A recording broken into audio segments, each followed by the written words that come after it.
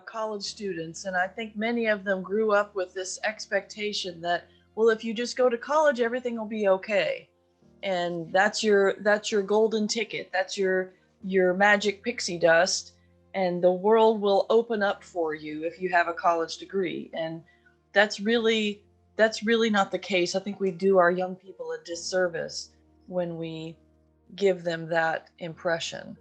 Um, there are many ways, as you said, college is not for everyone, and there are many ways to make it in life, but we have to have the right mindset and we have to understand the world today. You brought up one part of that, which is the manufacturing sector has kind of gone away, but the service sector seems to have replaced it. So there are a lot of college graduates out there that are working in the service industry, hospitality and food and beverage service and that sort of thing, that doesn't require a college degree, but that's the industry that they've ended up in because colleges, it doesn't prepare people for the world that we have to live in when people get out.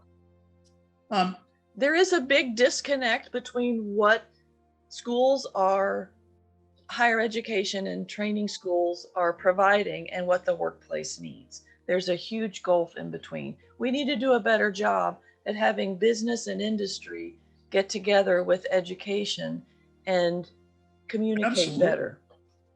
When you look at the cost of college, in context of that, something has to give because people can't pay back their loans. And that is a major social problem that we have. People who don't have the skills to earn enough money to pay back their loans. That is not sustainable.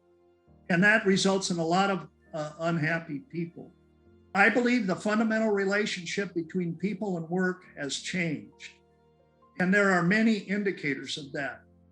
In the middle 50s, in liberating women, which was a good thing, and women started to enter the workforce and were fully implemented in the workforce to the degree that they wish to be, most people agree, by the mid 90s. So you saw a constant increase in the labor participation rate up to about 95. 23-year-old of today is not anything like the 23-year-old of just a couple of generations ago. There's a tremendous fundamental difference in worldview and priorities and identity and role development for young adults. Adolescence has been protracted a lot longer than it used to be, and young adults are still feeling like they are teenagers and they're experiencing life as if they were teenagers. So it just makes it harder for them to break into the to the work world. You mentioned that the fundamental relationship between people and work is the other thing that you're interested in. Talk about that. How has the relationship between people and work changed, permanently changed? Work is a moral exercise. And what do you mean by that? Let's say in 1980, when the third wave started, the overwhelming majority of people, certainly all men and more women, were defining themselves by their work. They thought of themselves, I'm a plumber, I'm a carpenter, I'm an engineer, I'm a teacher. That's who I am. And that's where they look to get their primary satisfaction. And that has really changed now. People I think people think short term more. So if you think short term more, you engage yourself in things that end up being distractions. Technology, we're starting to think that technology is more of a minus than a plus, just in general. How so? Well, when you've only talked to somebody on Zoom or texted them, you couldn't call them in the middle of the night and say, I'm broke down 100 miles south of Dallas and I want you to come down and pick me up. But if you and I have had coffee together in the same room across the table from each other, that is a fundamentally different relationship. Yeah, and that could build to things where you could actually, through empathy and sympathy of another person, stretch your limits way out. This person's in trouble and I can help them, and I'm going to do that because I know enough about this person to know that person has a significant value.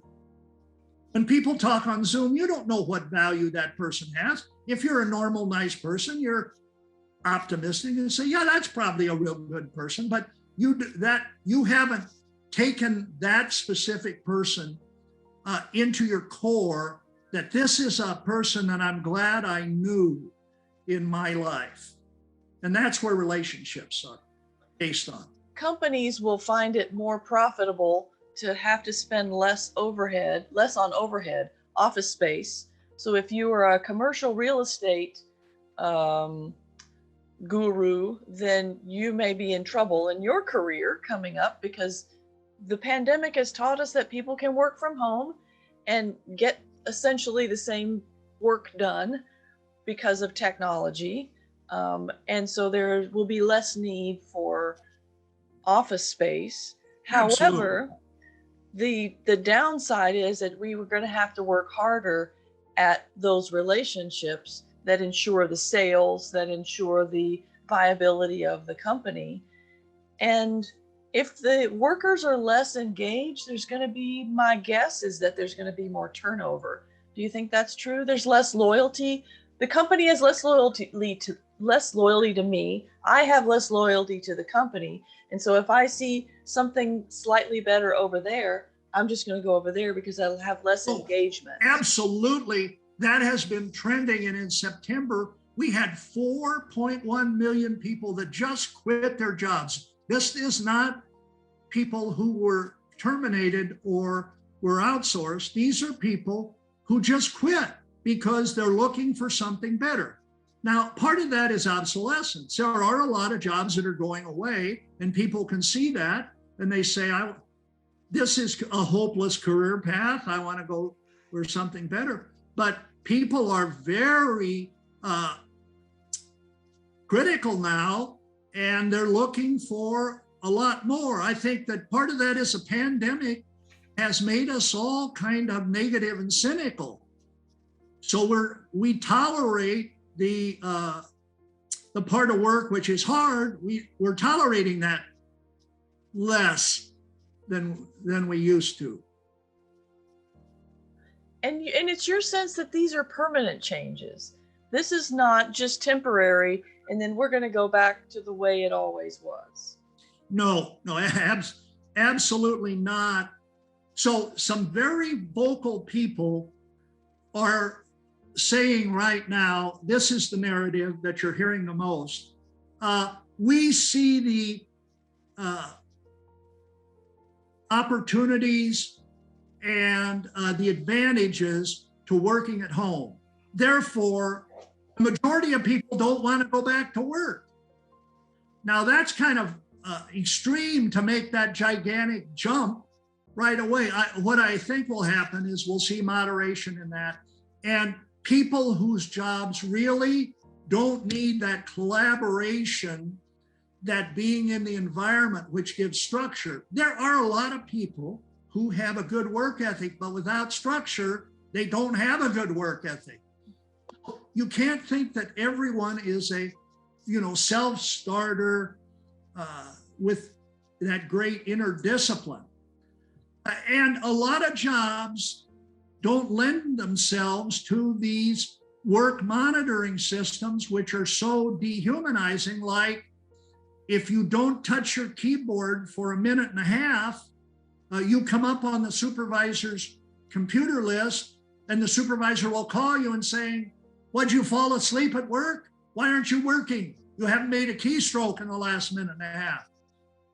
I talk to people who've been in that environment, and they say that is not good. That's dehumanizing.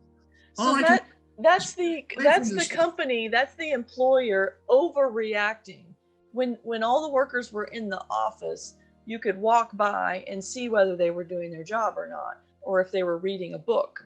Um, because they can't do a walk by, they've now overcompensated by over monitoring people who are working at home, which is Yeah, just not every going to be job. a send people away. They're going to go somewhere else. There are a lot of jobs that don't lend themselves to work at home. And so we've got to sort that out